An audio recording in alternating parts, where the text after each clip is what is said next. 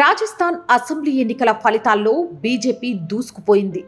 Party గెలుపును పక్కన పెడితే ఇప్పుడు ముఖ్యమంత్రి ఎవరనే దానిపై చర్చ జరుగుతోంది. మాజీ సీఎం వసుంధరా రాజే, కేంద్ర మంత్రి గజేంద్ర షెకావత్ పేర్లు వినిపిస్తున్నా తాజాగా ఓ వ్యక్తి పేరు వినిపిస్తుండటంతో అక్కడి ప్రజలు యూపీని తలుచుకుంటున్నారు. యూపీ యోగి మాదిరి రాజస్థాన్లోనూ ఓ యోగి ఉన్నాడు. ఆయనే ఆధ్యాత్మికవేత్త, ఆల్వార్ ఎంపీ మహత్ బాలక్నాథ్. తిజారా నియోజకవర్గం నుంచి అసెంబ్లీ ఎన్నికల బరిలో పోటీ చేసి గెలుపొందారు. దీంతో ఆయనే సీఎం అవుతారంటూ జోరుగా ప్రచారం జరుగుతోంది. యోగి ఆఫ్ రాజస్థాన్ అని పేరు సంపాదించుకున్న బాలక్నాథ్ ఆల్వార్ లోక్సభ నియోజకవర్గం నుంచి పార్లమెంట్ సభ్యుడిగా ఉన్నారు. రోహత్క్లోని బాబా మస్తనాథ్ మఠానికి నేతృత్వం వహిస్తున్న బాలక్నాథ్ రాజస్థాన్లోని బీజేపీ ఫైర్ బ్రాండ్ నాయకులలో ఒకరిగా పరిగణిస్తూ ఉన్నారు. బాలక్నాథ్ వయస్సు 40 ఏళ్లు. ఎన్నికల ఫలితాలు వెలువడుతుండగానే ఆయన శివాలయానికి వెళ్లి ప్రత్యేక పూజలు చేశారు. ఇక ఎన్నికల ఫలితాలు వెలువడడానికి ముందు రోజే ఆయన తన పార్టీ ప్రధాన కార్యదర్శి బిఎల్ సంతోష్ను బీజేపీ ప్రధాన కార్యాలయంలో కలుసుకోవడంతో ముఖ్యమంత్రి అభ్యర్థి బాలక్నాథ్ అయ్యే అవకాశాలపై చర్చ మొదలైంది. ఉత్తరప్రదేశ్ ముఖ్యమంత్రి యోగి ఆదిత్యనాథ్ తరహాలోని బాలక్నాథ్ సైతం నాథ్ వర్గం నుంచి వచ్చారు. 6 ఏళ్ల వయసులోనే ఆయన సన్యాసం తీసుకున్నారు. తాను సన్యాసి కావాలనే నిర్ణయం కుటుంబ సభ్యులు తీసుకున్నారని, సమాజ సేవ చేయాలన్నది తన లక్ష్యమని చాలాసార్లు చెప్పారు. సీఎం ఎవరనే ప్రశ్నకు బాలక్నాథ్ స్పందిస్తూ ప్రధానమంత్రి నరేంద్ర మోదీ నాయకత్వంలోనే తాము పనిచేస్తామని, సీఎం ఎవరనే నిర్ణయం పార్టీ తీసుకుంటుందని చెప్పారు. ఎంపీగా ప్రజాసేవలో తాను సంతోషంగా ఉన్నానని స్పష్టం చేశారు. బాబా బాలక్నాథ్ తన ప్రచారం కూడా ఎంతో విభిన్నంగా చేశారు.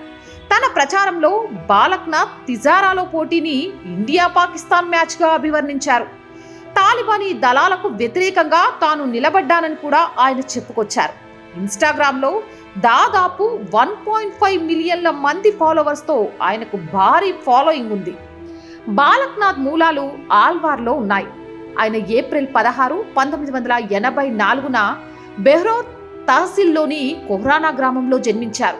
రైతు కుటుంబంలో పెరిగిన 6.5 ఏళ్ల వయసులో సన్యాస దీక్ష చేయడం వల్ల ఇల్లు వదిలి ఆశ్రమంలో పెరగాల్సి వచ్చింది.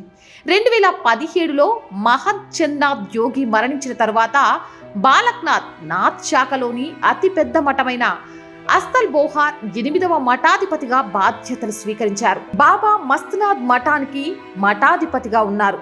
హర్యానాలోని రోహ్తక్లో ఉన్న బాబా మస్తనాథ్ విశ్వవిద్యాలయంలో ఛాన్సలర్గా ఉన్నారు. బాలక్నాథ్ రాజకీయ ప్రస్థానాన్ని ఆయన గురువు, ఆల్వార్ మాజీ పార్లమెంట్ సభ్యుడు మహత్ చంద్నాథ్ నిర్ణయించారు. గురువు అడుగుజాడలను అనుసరించి రాజకీయాల్లోకి వచ్చారు. యోగా గురువు బాబా రామ్దేవ్ మద్దతు కూడా బాలక్నాథ్కు ఉంది. తిజారా నియోజకవర్గంలో బలీయమైన స్థానిక కాంగ్రెస్ అభ్యర్థికి వ్యతిరేకంగా పోటీ చేసి గెలుపొందిన బాలక్నాథ్ను ముఖ్యమంత్రి చేయాలనే ప్రచారం కూడా ఊపందుకుంది. బీజేపీ అధిష్టానం సైతం బాబా బాలక్నాథ్ను సీఎం చేస్తే రాష్ట్రంలో ఎలాంటి పరిస్థితులు ఉంటాయనే దానిపై విశ్లేషణలు చేస్తోందట. ఒకవేళ పార్టీ అధిష్టానం నిర్ణయం మేరకు బాబా బాలక్నాథ్ సీఎం అయితే ముస్లింల చేతిలో హత్యకు గురైన కన్హయ్యాలాల్కి న్యాయం జరిగే అవకాశాలు ఉన్నాయి. యోగి పాలనకు ముందు యూపీలో జరిగిన అరాచకాలను కథలుగా అప్పట్లో చెప్పుకునేవారు. యూపీ స్థాయిలో లేకున్నా రాజస్థాన్లోనూ అరాచకాలు జరుగుతూనే ఉన్నాయి. యోగి సీఎం అయ్యాక యూపీ నెమ్మదిగా మారుతూ వస్తుంది. అదే మాదిరి రాజస్థాన్కి బాబా బాలక్నాథ్ సీఎం అయితే అక్కడ ప్రశాంత వాతావరణం ఏర్పడే అవకాశం లేకపోలేదు. ఒకవేళ బాలక్నాథ్ సీఎం అయితే మన పరిస్థితి ఏంటి అని ఓ వర్గం నాయకుల్లో ఉందట. ఎవరు సీఎం అయినా వారికి పర్వాలేదని, బాలక్నాథ్ మాత్రం కాకూడదని కోరుకుంటున్నారట. ఆయన సీఎం అయితే వారికి జరిగే నష్టం ఏంటో మరి.